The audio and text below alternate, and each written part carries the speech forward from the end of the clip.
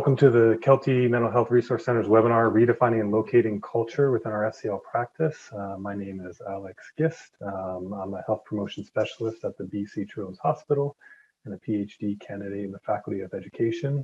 This webinar is in partnership with SEL BC and is funded in part through a UBC Faculty of Education Equity, Diversity, Inclusion, and Decolonization grant. And I would like to start by respectfully acknowledging that we're coming together today from a number of traditional, ancestral, and unceded territories. And myself today, I'm joining from the land of the Semiahmoo First Nation and other Coast Salish people. So I work on the health promotion and health literacy team at BC Children's Hospital. Our team works to enhance the mental health and well-being of BC's children, youth, and families through health promotion and health literacy, and it includes the Kelty Mental Health Resource Center. Part of our team, including myself, also works to support schools in promoting mental health and well-being of their students in a number of ways, including professional development and webinars such as this one. So you can see a little bit about what we do there. Just a few notes. Attendees are automatically muted and your cameras will be turned off.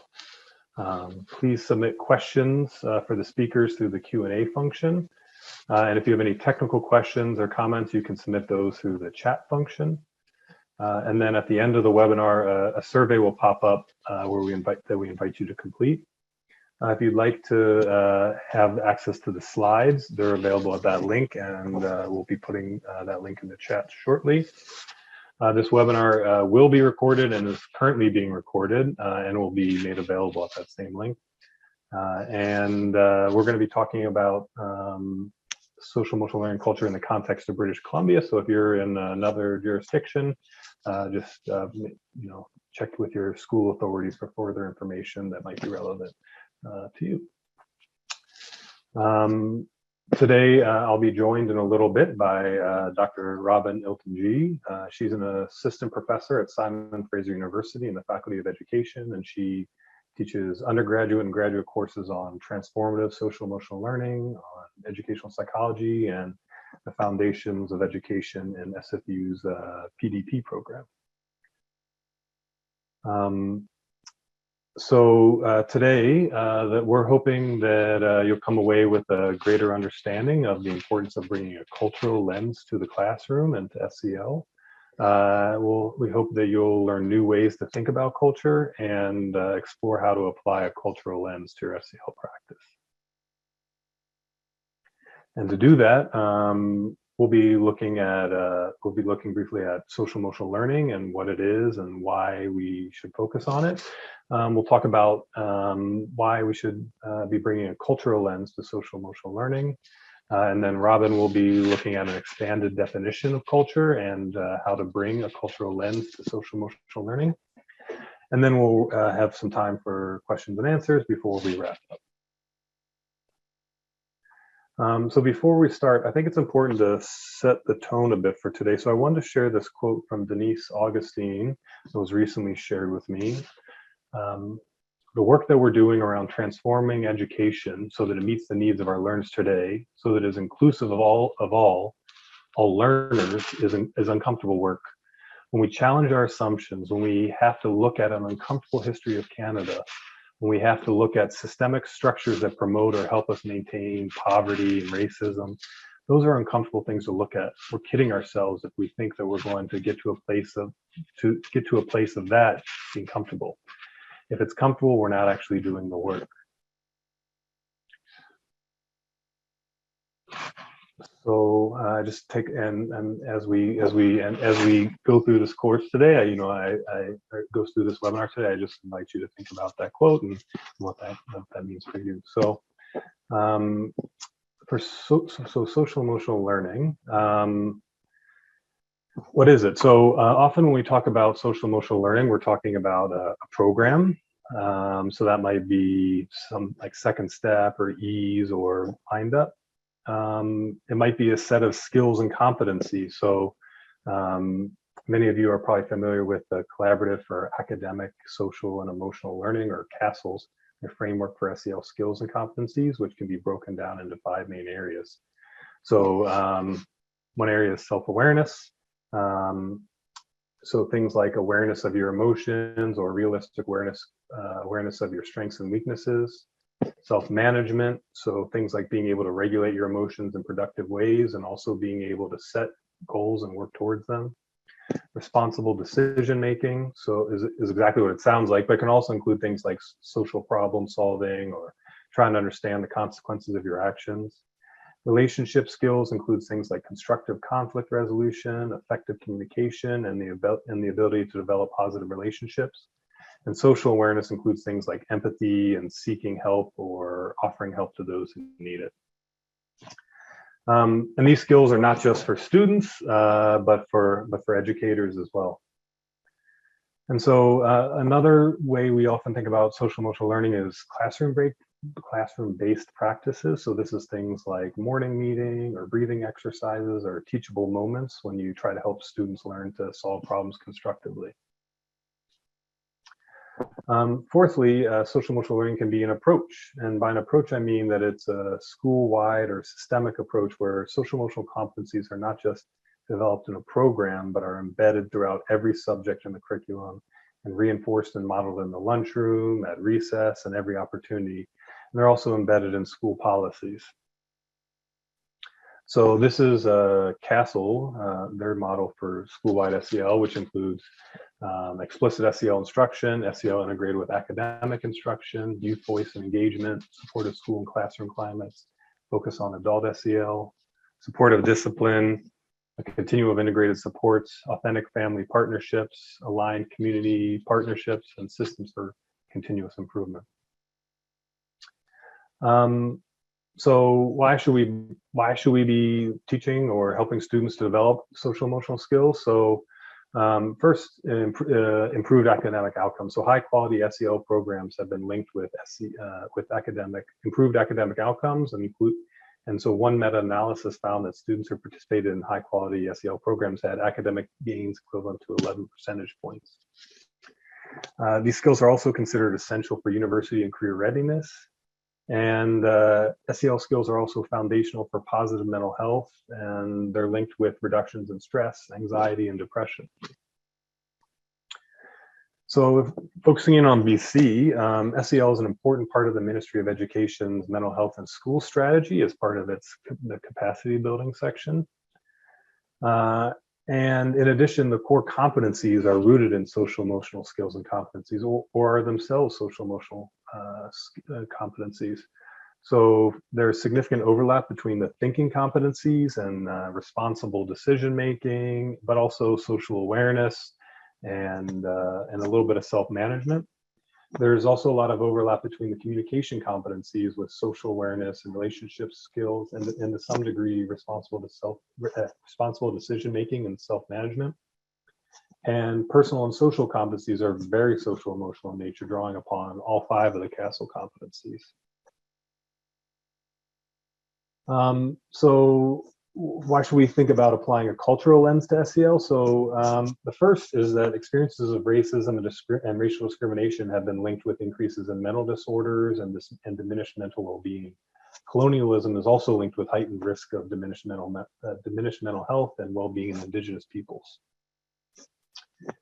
And while I'm a really big fan of social emotional learning, it's been criticized for being deeply influenced by Western values, for being overly individualistic, for really overlooking racial or class inequality, and for not accounting for societal factors that contribute to elevated risk and challenging behaviors in students.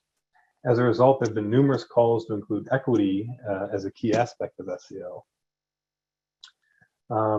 And so there have been increased efforts to understand how SEL can be used as a lever for equity and to address individual and systemic racism. For example, in 2020, CASEL revised its definitions of the 5 CASEL competencies, the 5 SEL competencies, to include more of a focus on equity. So for example, the new definition of social awareness is quote, the ability to understand the perspectives of and empathize with others, including those from diverse backgrounds, cultures, and contexts. And self-awareness now includes competencies such as identifying personal, cultural, and linguistic assets. And by applying a cultural lens to our SEL practice, we have the potential to kind of do SEL better, because cultural competence is a key aspect of social and emotional competence. So through exploring the intersection of culture and SEL through activities like this webinar series, or through professional development, or through your own exploration, we can develop our cultural self-awareness. So reflecting on and critically analyzing our implicit and explicit biases and our own cultural identity, and helping our students do this as well. And we're also work to develop our intercultural social awareness. So, things like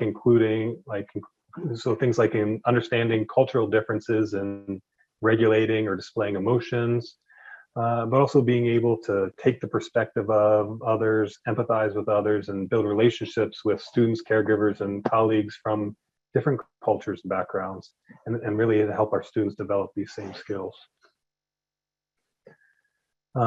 So again, coming back to the context of BC, culture is integrated throughout the core competencies. So, the creative thinking subcompetency includes generating ideas that build off of students' cultural legacies, as well as evaluating and developing ideas by accessing the knowledge of those who have gone before.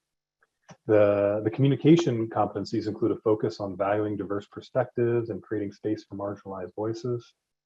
And the personal and social competencies include a strong focus on culture, especially through the positive personal and cultural identity subcompetency, which states that students understand that they are unique and part of a larger, often multiple communities, and they can explain how they are using their strengths and abilities in their families, their relationships, and their communities. And also that students understand that relationships and cultural context help to shape who they are. This includes culture in the broadest sense, including how one identifies in terms of ethnicity, nationality, language, abilities, sexual orientation, gender identity, age, geographic region, and religious or spiritual beliefs. Students explore who they are in terms of relationship to others and the relationship to the world, people, and place around them. Was really embedded in the core competencies. So I'm going to turn it over to Robin to chat a little bit more, to talk a little bit more about culture and how bring it into our SEL practice. Thank you so much, Alex. I will go ahead and start sharing my screen. All right. Hi, everyone. It's such a pleasure to be here with you all. My name is Robyn Ilten-Gee. My pronouns are she and her, and I'm an assistant professor at Simon Fraser University in the Faculty of Education. And I'm really excited to be with you today and speak about redefining and locating culture in our SEL practice. And I just want to really thank Alex and the whole team behind this webinar for all of the really productive discussion that we had in preparing for it. All right. So I would like to acknowledge first that I'm speaking to you today from the unsurrendered and shared territories of the Squamish, Musqueam, Tsleil-Waututh, and Coquitlam First Nations. I'm a Chinese American settler here in what's now called Vancouver. And since moving here and taking a job at SFU, I've been unlearning so many narratives about land. And recently I've been learning a lot about the Wet'suwet'en Nation's struggle for sovereignty and safety in their home territory. And when I think about my role as an educator in this place where I have no family ties or history, I'm reminded of the real importance of learning the history of education in this place. And that before settlers came here, there was rich learning and education happening. And so today we'll be talking about culturally sustaining pedagogy. And it's a good reminder that land is sustaining and that land really informs culture as well. All right, so just moving forward, just kind of a brief overview of what I'll be sharing with you today. I'm going to provide some big ideas about culture, and then we'll try to understand them using an example. And then we'll talk about 3 kind of standard SEL practices and how we might approach them through a culturally sustaining lens. And these 3 illustrations kind of include a teacher takeaway, which is just a set of reflection questions that we hope are useful when you are assessing your own practice in your own context. All right, so where do we start when trying to understand culture? We can start with complexity. So I have here, it says, in order to incorporate culture into the classroom, we have to understand culture in a complex way. Otherwise, the danger or the caution is that culture can be reduced to one festivity or one cuisine or one type of dress. So kind of the big point here is, one big point is that, culture might, do we understand culture to be only race or ethnicity, or is it far more than that? And education scholars have said, actually, everything we do is culturally informed. So the way that I introduced myself today is culturally informed. The way that I manage grief or the way that I handle conflict in my life are all culturally informed. And so this means that everything we do in our classrooms is also culturally informed, whether we are aware of it or not. And so if we don't actively sustain non-dominant cultural practices, then chances are our classrooms will perpetuate the white middle class cultural values that are dominant in our society today. So to help us complicate our definition of culture, I'm going to draw on the ideas of two scholars, Django Paris and Sammy Aline, and their framework of culturally sustaining pedagogy. So I just have a quick quote here. They write, culturally sustaining pedagogy requires that they support young people in sustaining the cultural and linguistic competence of their communities while simultaneously offering access to dominant cultural competence. CSP has as its explicit goal supporting multilingualism and multiculturalism in practice and perspective for students and teachers. So let's look at some key ideas from this theory.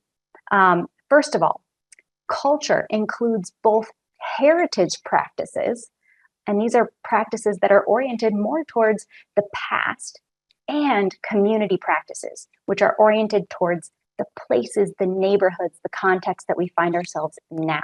And oftentimes these are blended together. So heritage practices become blended with the language from your community or forms of expression in your neighborhood. Cultural practices are evolving and not static. Cultural practices can be critiqued and updated and remixed. And then we all belong to many cultural groups that go beyond race and ethnicity. For example, our students are participating in so many different subcultures that transcend racial and ethnic lines. For example, they participate in gamer culture or anime culture or hip hop culture or social media culture. All of these groups have shared histories and shared practices and shared languages that can be actively sustained in the classroom. So we can consider how culture might typically be represented in school. And this comes from my experience as a grade 8 teacher, but also my experience as a student growing up in school. Perhaps there is one multicultural day where students are invited to wear traditional dress, bring in traditional food. Well, without helping students to complicate their definition of culture, students might face some real barriers with this activity. So first, students might feel pigeonholed into a certain representation of their ethnic and racial heritage. And that might be one that's oriented towards the past instead of the present, or oriented towards stereotypic representations instead of lived ones. Students might feel alienated if they don't identify with a heritage aspect of their culture. And then also students might feel obligated to represent cultural traditions as unproblematic, when in fact they have a real complicated relationship with that particular cultural practice. So how might this be done differently?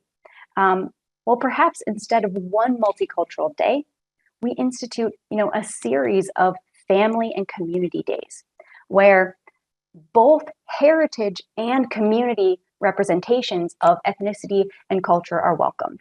So students are encouraged to explore not only their heritage practices, but also the creative ways that they're living out their practices in the music that they listen to, or the dances that they're doing, or the fashion that they're wearing, or what they're doing on social media. So just love to share an example of this. So Mikey Harris is an Indigenous dancer and choreographer who specializes in blending jigging, which is this traditional Métis form of dance, and hip hop. And this is just a fantastic example of the complicated ways that young people engage with culture. So I'd love to share this video. It's 1.5 minutes long, and so I invite you to enjoy.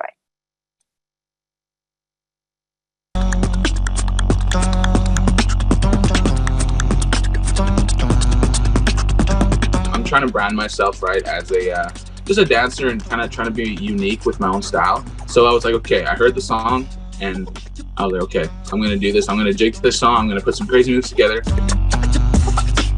You gotta really push for that and grind, and you can get big. So I was like, okay, let's do this for TikTok, and we did it, and it turned out pretty cool. My dancing style is it's very like footwork based because like I'm trained in jigging, right? I started jigging when I was 4, and I only started doing hip hop when I was around 16. And you know, I've always wanted to like see what it would be like to fuse the two together. The reason why I like to do hip hop music with jigging is because, you know, we want to keep the dance alive, right? Like I want to keep the dance alive, and I think the youth, when they see stuff like that, they'll be like, oh, this is cool, right? Like, what is that? And then like, then I can explain to them like, okay, this is jigging, this is where it came from, and, you know, give them the traditional aspect of it and, you know, all that stuff, just to keep it alive, and then they want to learn how to do it.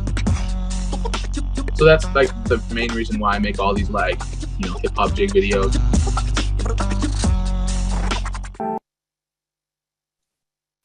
All right, so Harris represents here in this video. This representation of culture is not only heritage oriented, it's heritage and community oriented. It's both past and present oriented. It's Harris kind of embodying 2 cultural communities, hip hop culture and Métis culture, in this unique way that's all his own.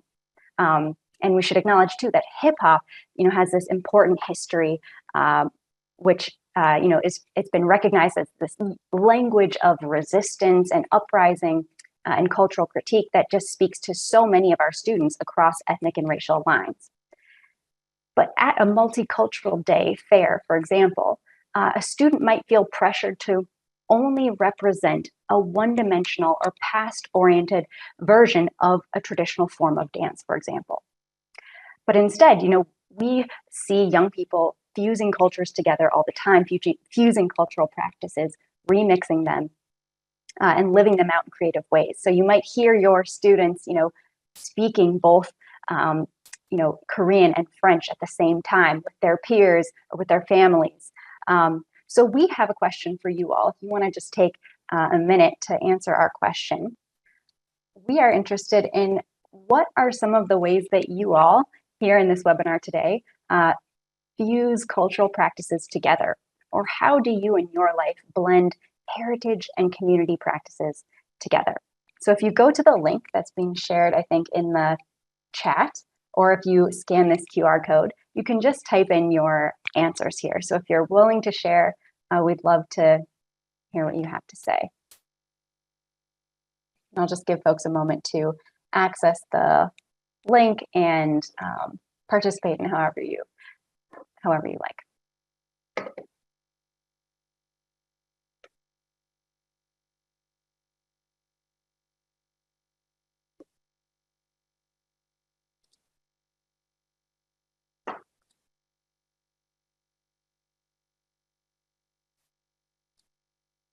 All right.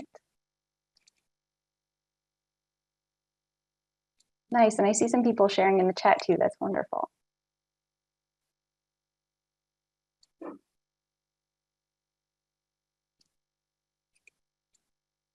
Yeah, and I see some answers popping up here.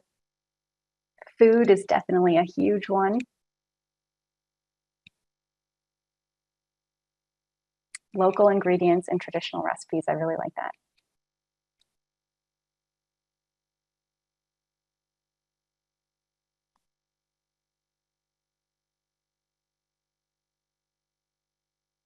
Holiday traditions, definitely.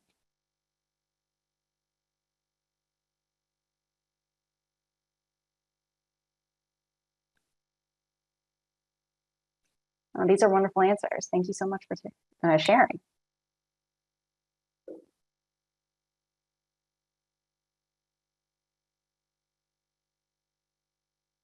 Yeah, definitely in literature, in the music we listen to, in how we make media. Absolutely. Oh, this is lovely. Thank you. So go ahead and keep reflecting. It's interesting to see kind of the answers pop up as we go. Stories, absolutely. When two people come together and you have different cultures and you kind of form a family and fuse those together, definitely. Yeah, and language. So it's something we even call translanguaging, when you hear phrases being blended together, reinforcing kind of that multi-dimensional aspect of culture. Fantastic. Well, thank you so much. I'm going to go ahead and move forward, but feel free to keep putting your answers in if you'd like to share. Thank you. All right. So, given this new complicated definition of culture, how can we apply it to some standard SEL practices? So we're just going to do kind of 3 illustrations of this.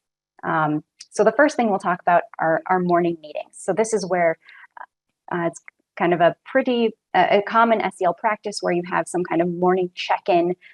Students can share how they're feeling, make any announcements, and they get to know each other as a community.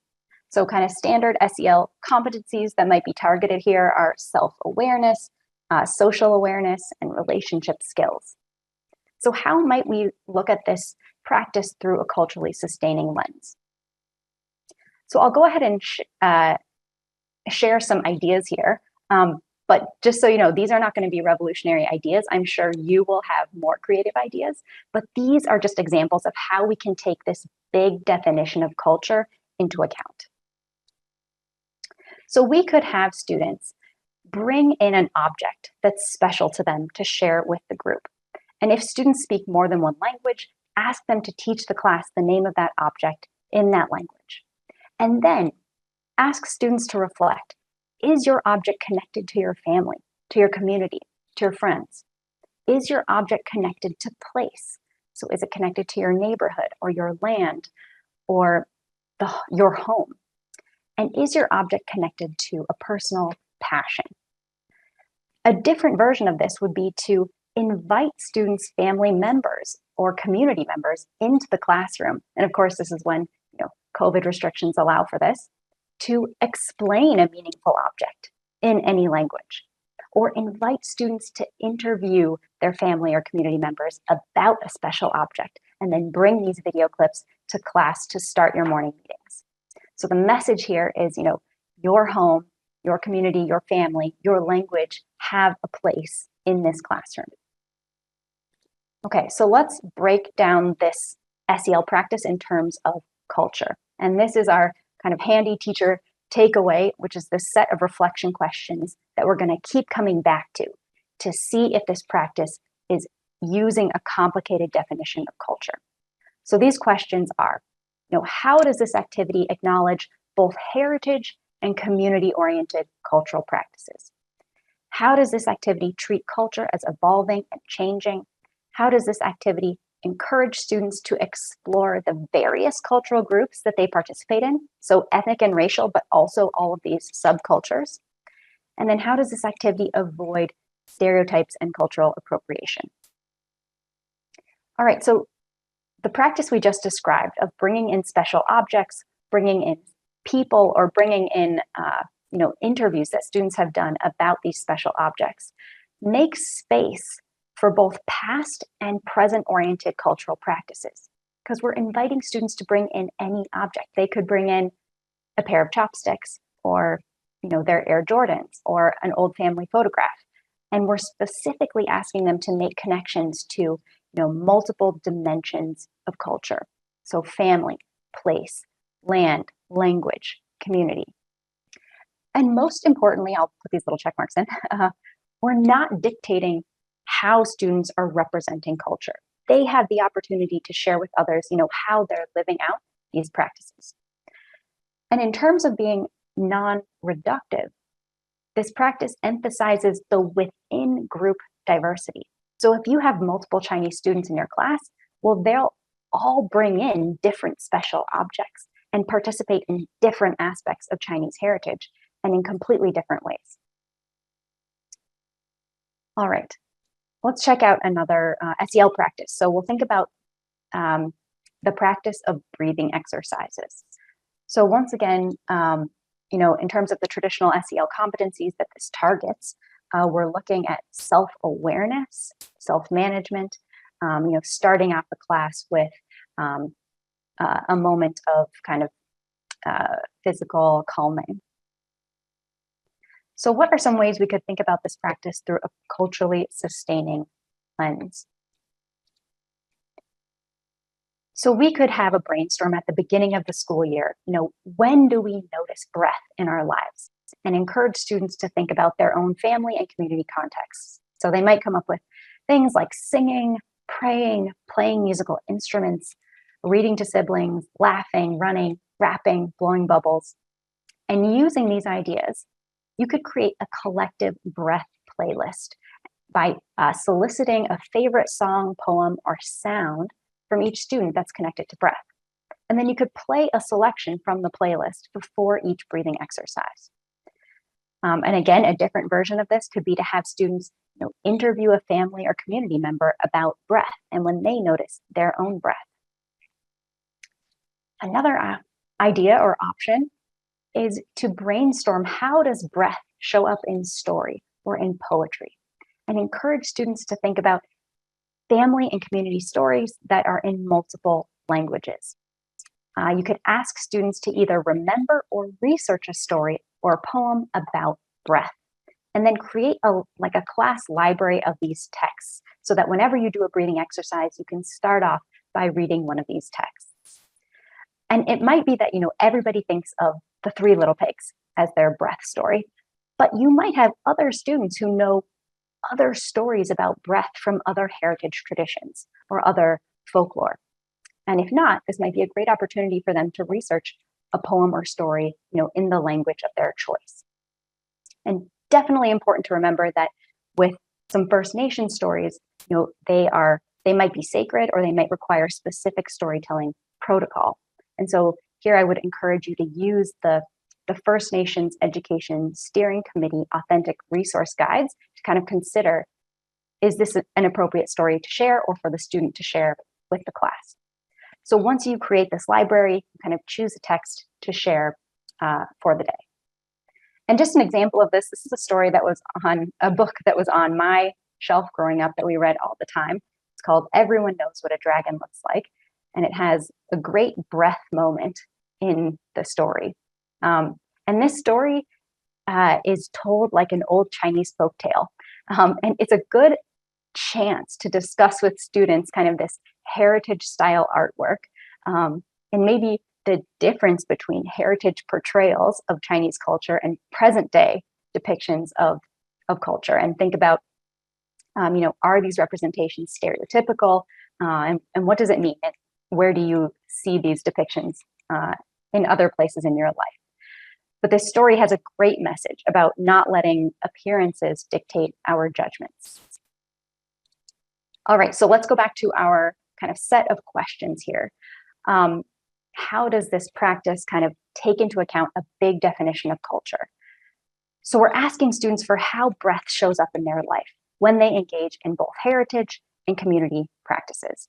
We're allowing for students to share stories and sounds and languages from their family and community traditions, as well as from their individual subcultures and affinities. There's no right version of culture, again, that's being portrayed here, but we're inviting in students to share the ways that they live out these practices. And then you might run into stories about breath that include cultural stereotypes. And I think that's a great moment to talk about, open up a discussion with students about why cultural stereotypes can be harmful. Okay, Probably check marks. All right, so the final practice we wanted to talk about today is conflict resolution. So in terms of our CASEL competencies, this one really touches on all 5 of them. So self-awareness, self-management, social awareness, relationship skills, and responsible decision-making. So how can we bring in some, or kind of think about a culturally sustaining lens with regards to our conflict resolution?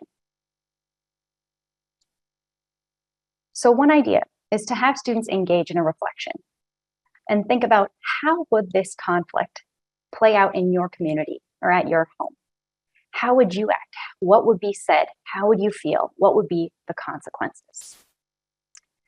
And of course, with this set of questions, we have to be mindful of what you know about students' home lives. So if students already have traumatic home circumstances, then we have to perhaps alter or change this list of reflection questions.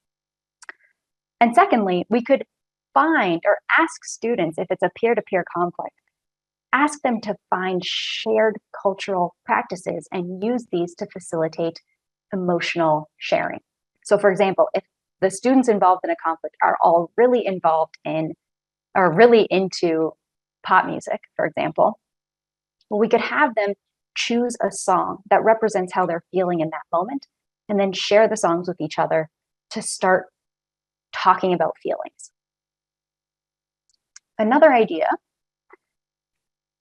is to help students reflect on whether there are structural or systemic forces at play in this conflict. And one way to do this would be to use a visual tool like this wheel of power and privilege. This visual is created by Sylvia Duckworth and adapted from the CCR. That can help students reflect on aspects of their identity that feel threatened. And this is really important from the perspective of acknowledging that not all ethnicities and cultural backgrounds and cultural practices or ways of being have been treated equally in this society. And in school, conflicts can cut straight to these social inequalities. And helping students name these forces can allow them to locate the inequality in the system. All right, so let's go back to our 4 questions here. In these strategies, we are thinking about community orientations of culture. So our conflict resolution strategies are culturally informed. They're informed by our neighborhoods, our relatives, our languages. And we're inviting students to share these strategies from home. And this is important because SEL researchers say that the way kids deal with conflict at home might be very different than the way that conflict is dealt with at school. And so acknowledging this difference could be really helpful for students. And then we're taking a multidimensional approach to culture by asking students to find commonalities outside of race and ethnicity, perhaps through language or music or an interest, and use these as bridges to start sharing their feelings. And then explicitly acknowledging that power and oppression and prejudice can play a role in school conflicts. And this is important for being anti-racist, for being culturally sustaining, because it prevents us from normalizing the white dominant cultural values that are already in place, perhaps in our school system. All right. Okay, so just some final thoughts as we're wrapping up, and then we're going to invite you all to just engage in a short reflection on ideas that might be interesting to you. So just some final thoughts. Maybe you're thinking, okay, but my classroom or my group of students is racially and ethnically homogenous. So that when you ask students to bring in objects or stories, you might not get much diversity. Well, that's a great chance to emphasize kind of within group differences, because there are so many different ways to be Chinese, or there's so many different ways to participate in Indian culture, for example, and you can emphasize this diversity. So especially among the different subcultures that students participate in. But you might also want to take the extra step of exposing students to cultural practices that are outside their own. And so you might go out and look for really authentic resources to bring into class. You might build relationships with community members and bring in guest speakers.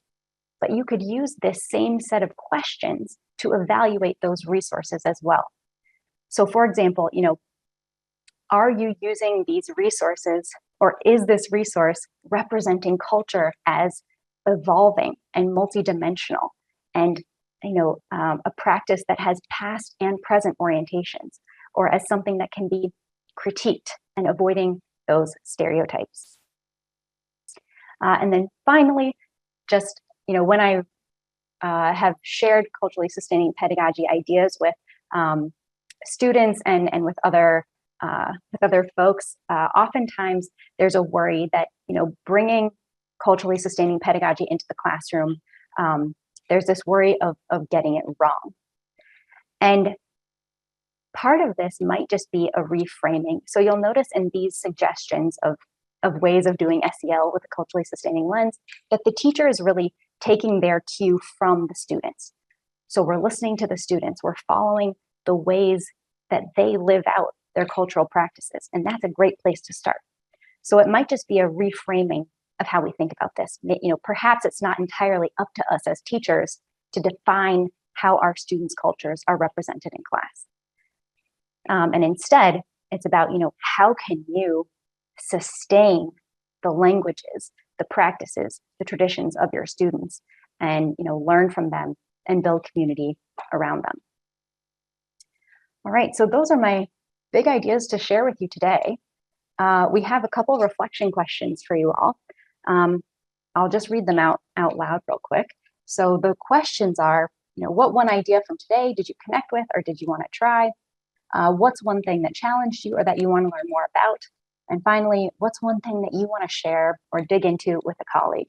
And of course, you don't have to stick to these reflection questions. If you want to talk about something that's confusing or something that you disagree with, that's great. And we invite you to reflect in any way that you like. So you can reflect in your own head. You can reflect on paper or a journal of your own. If you're in a room with other people, you can reflect, by talking and conversing. Also, though, if you would like to reflect communally, we have a Padlet link that we're going to share in the chat right now. So you should be able to see a link to a Padlet. And if you'd like to share your ideas where others can see them, you can just jot them down on a sticky note in that Padlet. I see some great answers coming in to that. So we'll after the webinar, we'll send out keep putting your answers in. After the webinar, we'll send out a email in a day or two with a link to the final Padlet, so you can see some of the answers other people came up with. But thank you, Robin, for sharing that with us. I think it's a great introduction to think about culture in a more complicated way. So we have time. We have about 10 or so minutes for Q&A. The first question is a little bit more, Robin, a little bit more on social emotional learning. So this is rather than social emotional cultural lens, but is social emotional learning something that can be done separately from a lesson? So for example, this teacher is a high school science teacher and sometimes struggles for how he would incorporate SEL seamlessly into each period. Yeah, I love that question. And I think it kind of goes back to what Alex was saying at the very beginning, that SEL can be so many different things. So SEL can be, an anti-bullying strategy. It can be, the relationships you form with your students. It can be, a set of defined practices or a school-wide strategy. So it does depend on kind of how you're interested in interpreting it. I think, and one distinction that's in the literature is kind of a relational approach versus like a cognitive behavioral approach. So one way that you might just be living out the SEL values and practices is just by forming those really strong relationships with your students. But in terms of kind of specific overlap between SEL and science learning or content learning, I think that's a great question, and I'm sure there are some resources that I can send you.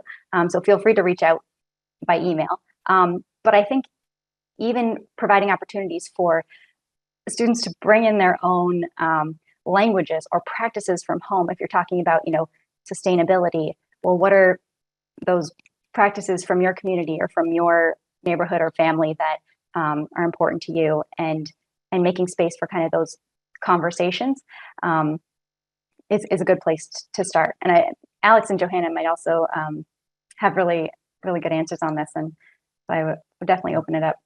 I would just add, I think Robin answered that great. I think the one thing I would just add is that, thinking about those skills, it doesn't, what skills are necessary to be good at science, so dealing with frustration and and how you can deal with challenging when you're dealing with a challenging science program. So even helping students to learn some of those skills that you might need to do so. I don't know. I wasn't very good at science. That's why I didn't go into it. But I think that idea of struggling, I think would have helped me when I was a student. So really trying to help students develop the skills to persevere and continue working and grapple with difficult problems. Those are skills that could be useful in science, but also transferable to other skills. And Dr. Johanna Sam is joining us quickly as well for the last 5 minutes. She's also the presenter of our next webinar, which I'll get to in a minute, which I'll highlight at the end. So Johanna.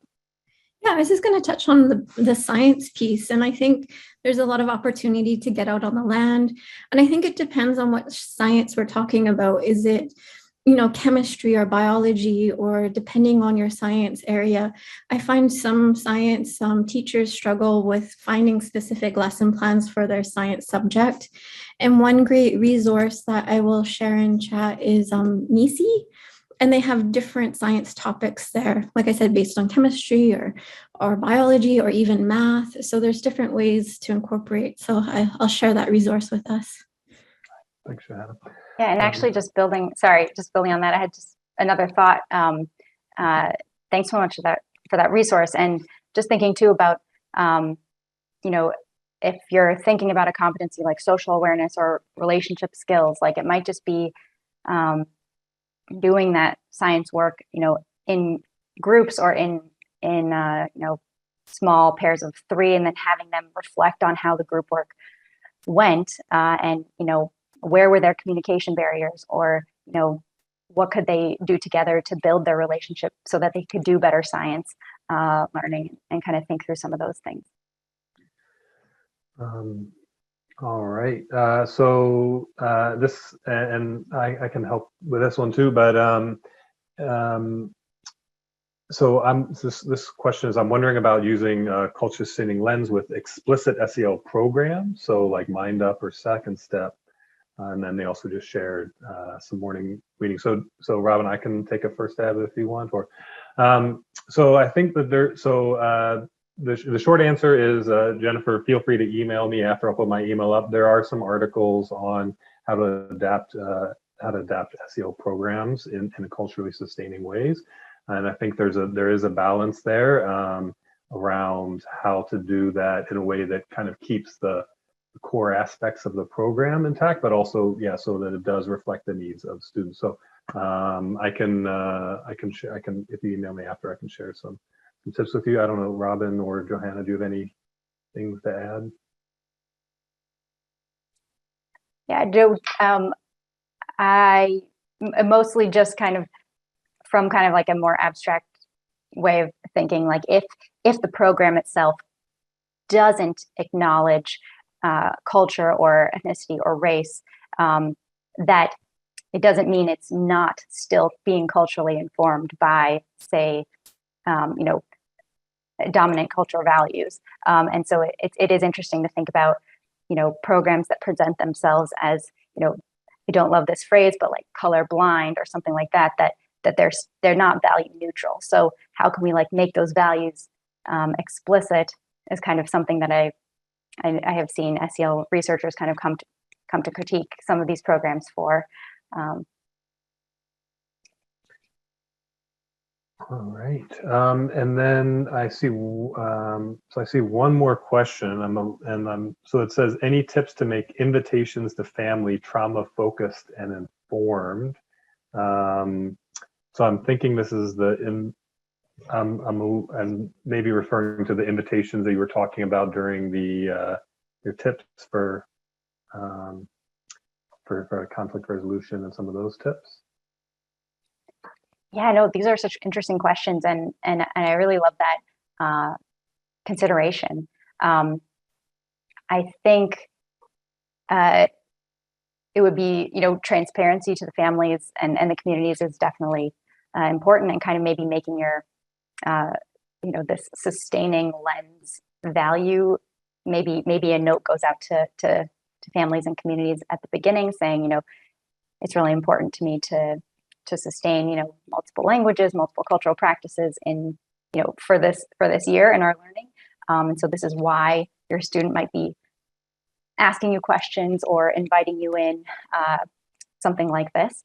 I would have to think a little bit more deeply about bringing in a specific trauma-focused lens. And so perhaps some of our mental health folks might want to jump in. Yeah, I can. So just in terms of trauma-informed, two of the core aspects of trauma-informed practice are relationships and a safe environment. So I think we can take that idea of culturally sustained, idea of culture, and trying to make our, when we talk about safe environments in the school for students and families, thinking about how, it's safe, not just physically safe from bullying, but it's psychologically safe and culturally safe, and bring in these ideas of culturally sustaining teaching can do that. And then as well, I think and same for, so inviting families. And so another part of trauma-informed practice, and also Schoolwide SEL is school and family partnerships. And so just again, thinking about how by making schools and welcoming safe places, by bringing in these ideas of cultural, of culture into the classroom and into the school, that's a step that we can take to make our schools safer environments, and also make it so we can build trusting relationships with the families of our students. So that would be the piece that I'd add. So I'm cognizant of the time. If there's any more questions, Robin and I will put our emails up at the end, so you can add those. You can email us. So there are, so I think I did see, and I think in the chat, a few people are asking about other resources other than our slides. So Robin's presentation drew a lot on the work of Paris and Aline, and they have a book, Culturally Sustaining Pedagogies. If there's any UBC students in the crowd, you can get this book at the UBC library online. I'm not sure about SFU, but maybe. But for the teachers, others can get it on Amazon. They do have an article, which I'll put in the chat in a second, which talks about this. And then as well, Castle has some resources. Which you can use as well. As I mentioned, Johanna popped up for a minute. This is the first in a two-part webinar series on Trailblaze. So the second part is Trailblazing Indigenous Pathways Through Social Emotional Wellness, and we'll be sharing how to join that webinar through the same channels as you join this one. And Johanna, do you want to add a little bit? I am for sure doing a shameless plug, everyone. So my webinar will be on Indigenous perspectives. We'll look at how you can incorporate it into your own practices, how you can take care of yourself as a teacher. And as well, we'll be inviting a guest speaker, Ivy Chelsea from School District in Chase, to come in and share with us how about getting on the land and storytelling. So please join us, lots of resources, some for yourself and some for your students. And it will happen in mid-May. All right, thanks. And like I said, we'll be sending information on that once we confirm the date through the same channels that you got this through. And then so more shameless plugs. The Kelty Mental Health Resource Center does have a site for school professionals where you can find great resources there. We have, and then there's also a newsletter, the Kelty Mental Health Newsletter for School Professionals, so you can register at the link below. And finally, we have references. So I did want to thank you all for joining us today. There's Robin and I's contact information if you'd like to join us. You'll be asked to join us, complete a survey when you leave. And if for any UBC students out there, if you fill in the survey, you'll be entered to win one of 2 $50 gift cards for attending. And then also we'll also be sharing more information in the follow-up email, including the links to the Padlet, an infographic, as well as the questions that Robin shared and the slides. So thank you for joining us today. And with that, thank you very much.